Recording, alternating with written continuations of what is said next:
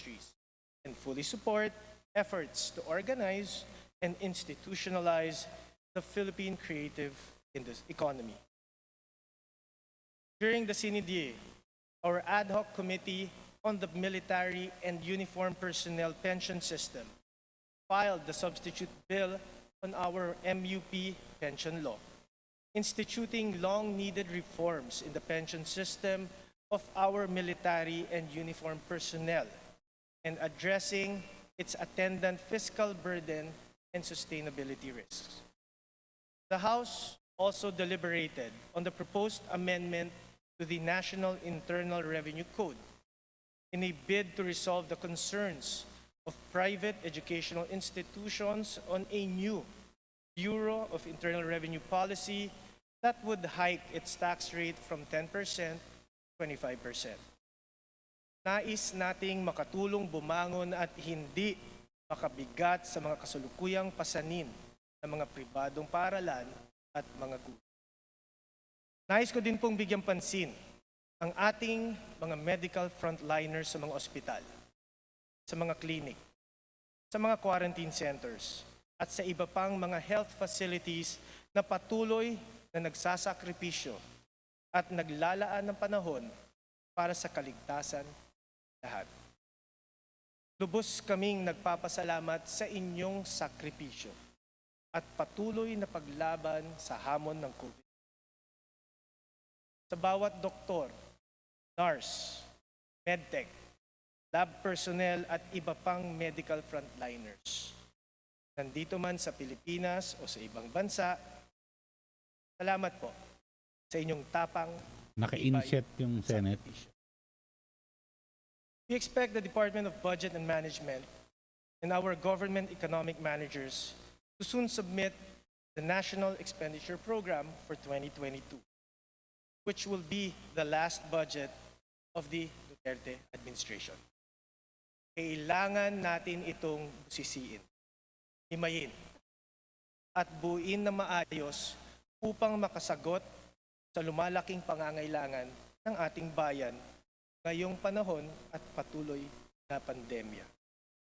Sa ating pagbubukas, hinihikayat ko rin po ang lahat ng naririto at ang buong bayan na suportahan po ng lubos ang mga matatapang at magigiting nating atleta na ngayon ay kasalukuyang nagbibigay dangal sa atin sa Tokyo Summer Olympics. Sa ating mga atleta ng bayan, kaisa namin kayo sa puso at diwa habang buong giting na lumalaban kayo para sa ating bansa at watawat. Kayo ang patuloy na nagbibigay liwanag at pag-asa sa ating mga kababayan ngayong panahon ng krisis. Ang bawat laban ninyo ay tagumpay ng ating bayan. Ang bawat tagumpay ninyo ay karangalan ng bawat Pilipino. On a personal note, I would like to take this chance to thank each of you, deputy speakers, the majority leader, the minority leader, all the hardworking committees and its members, our representatives, House officials, the Secretariat, and our congressional staff for your service to the country. This pandemic continues to be the greatest challenge to governments all over the world. And despite all the sacrifices and risks to your own personal health and safety, we have kept and we will keep the legislative mill running. I would also like to especially thank our hard-working committee chairpersons and members who are the House true workhorses, ang mga tunay na masisipag at masisigasig. Your passion of legislative work and your commitment to public service serves as an inspiration from which we all must draw collective strength in this last stretch, the 18th Congress. As one united House, the strength of one, the strength of all. Mga kasama, napakarami na nating nagawa. At mas marami pa tayong magagawa kung patuloy na magsasama-sama tayo. Hindi po natin maabot ang lahat ng ito kung wala ang tulong ninyo. Truly, it is an honor to be your peer at this crucial time in our nation's history when the mettle of leadership is tested by the fire of crisis and urgency. Maraming salamat po sa inyong sipag at walang sawang suporta. Okay, Konde. Yes, Radyoman Ely, etong at Sige. patapos na rin itong talumpati speech. Lilipat tayo sa Senado, Yes, mamaya abangan naman natin yung mga ipapasang resolusyon para sa pagbubukas ng sesyon kung saan iniimpormahan itong Senate at ganun din yung gaganapin na SONA mamayang hapon. Yan muna ang update para sa SONA ng pagbabago, ang huling yugto. Ako si Radyoman Conde Batak, Tatak, RMN. Okay, punta naman tayo dyan po sa mataas na kapulungan sa Senado. Naroon po si XL Radyoman 1, Grace Mariano. Sona ng pagbabago, ang huling yugto. Report! Mula na nga itong pagbubukas ng sesyon ng Senado at 14 na mga senador yung physically present dito nga sa pagbubukas ng sesyon habang 22 naman ang nakikilahok sa pamamagitan ng video conferencing. Pakinggan na po natin si Senate President Tito Soto III. Kanilang mga magulang, mga anak. Ano pa kaya tayong may mga pananagutan sa taong bayan? Marami tayong pwedeng gawin. Marami tayong kailangan gawin habang naghihintay na bumuti ang kalagayan ng mundo. Naglatag simula pa noong pumutok ang pandemya at hanggang ngayon, iba't ibang naglatag na ang inyong Senado sa paghahanda ng iba't ibang buhay sa panahon, sangguning batas at sa pagtatapos ng sa paghahanda ng buhay sa panahon at sa pagtatapos ng buhay pandemya. The Senate supports all efforts to keep our population COVID resistant. The Senate supports all efforts sa abot na makakaya, COVID patuloy na maglalaan ang Senado ng pondo sa patuloy lahat ng programa ng gobyerno sa maglalaan ang Senado ng pondo sa lahat ng programa ng gobyerno sa paglaban sa COVID. Kung kaya galing sa buwis ang mga pondong ito, oversight authority. Kung kaya proseso patuloy na sisiyasatin ng Senado ang layunin pondong ito. Proseso at pamamaraan ng paggamit ng mga pondong ito. May kakulangan sa supply ng mga bakuna. Alam natin na sa kasalukuyan may kakulangan sa supply ng mga bakuna. Ang bawat isa sa atin. Kung kaya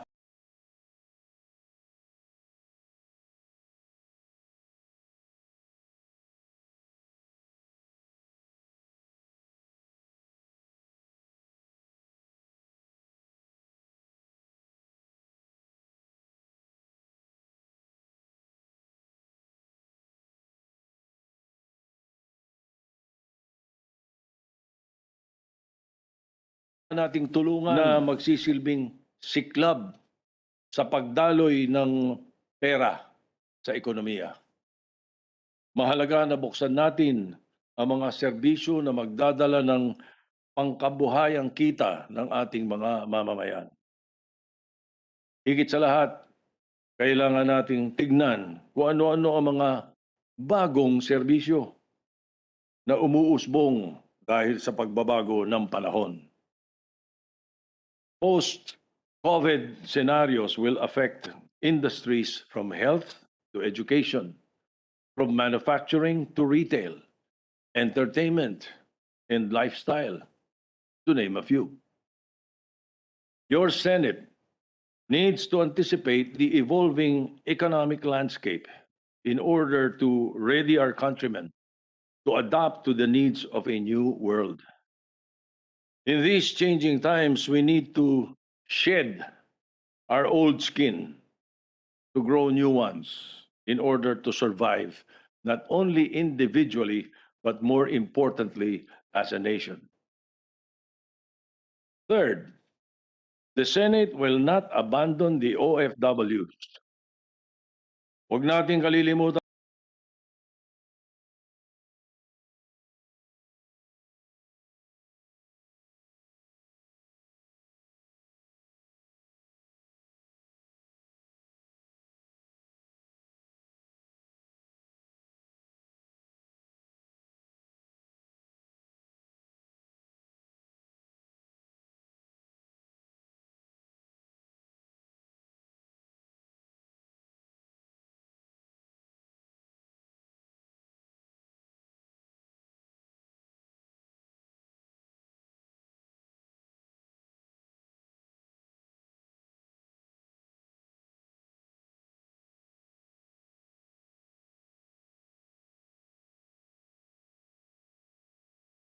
mga pangunahing hinaing sa sistema ng paghahanap ng trabaho sa ibang bansa.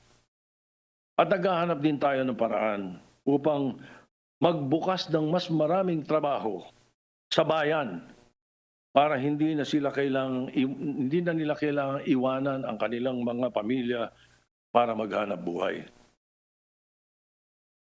Fourth, the Senate commits to disaster preparedness and the protection of the environment. Damanan natin ang patuloy na pag-aalboroto ng kalikasan. Walang taong hindi nabibisita ng bagyo o baha. Tayo. O nag-aalala sa pagsabog ng bulkan. O nababalisa sa biglang paglindol.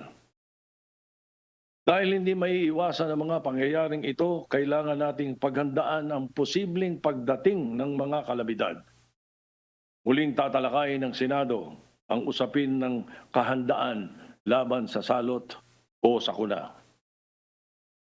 At dahil ang sakuna ang dulot ng pagmamalabis sa kalikasan, kailangan suriin din po natin ang mga pamantayan ng pangangalaga sa ating mga dagat, bundok, papawirin at parang. This august body will not only focus on the foregoing legislative measures. Since freedom and justice have their sanctuary here, and free speech is our weapon of choice, the Senate has always been known and expected to provide the forum to debate on public issues and promote the public welfare. We will continuously seek to expose corruption in public service and direct this searchlight of one of our committees towards the dark corners of our bureaucracy where corruption and injustice thrive unnoticed. We will also unceasingly address the usual concerns of the common man for food, shelter, education, and medical health. I, as your Senate President, together with my esteemed colleagues, owe it to the Filipino people to build on the gains of the second regular session and to continue to forge a path for our country's recovery. Our nation has been through many challenges for centuries. Through most of these years of trials and disruptions, the Senate has always been there for the country and the people. Sa pagbubukas po ng third regular session ng 18th Congress, inaanyayahan ko po ang sambayan ng Pilipino na makipagtulungan sa inyong mga senador at sa ating bayan. Sa aming hangarin na makaambag sa ikabubuti nating lahat. I ask for everyone's help, even as I will be the first to say that the task is overwhelming. In my readings in public policy, I learned that the pandemic is a kind of situation that results in a wicked problem.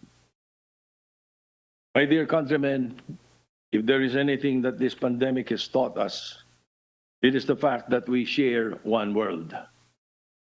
That our interconnection runs deeper than our economics or politics. The pandemic's scope has revealed that regardless of geography or race, economic status, or government regime, we are all the same down to our atomic and genetic level.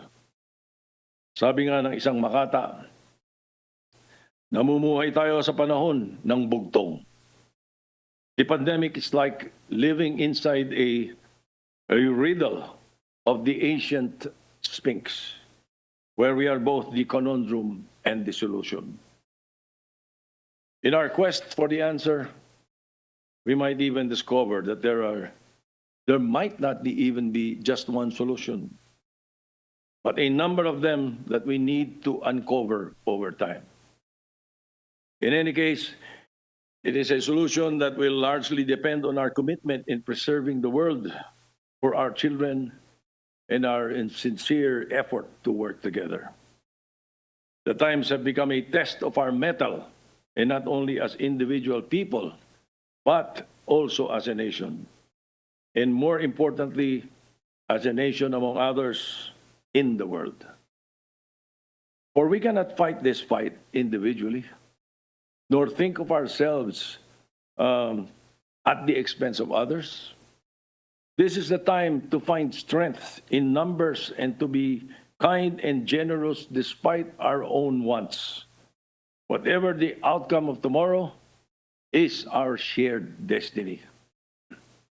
In conclusion, let me reiterate my welcome to the senators for the third regular session of the 18th Congress.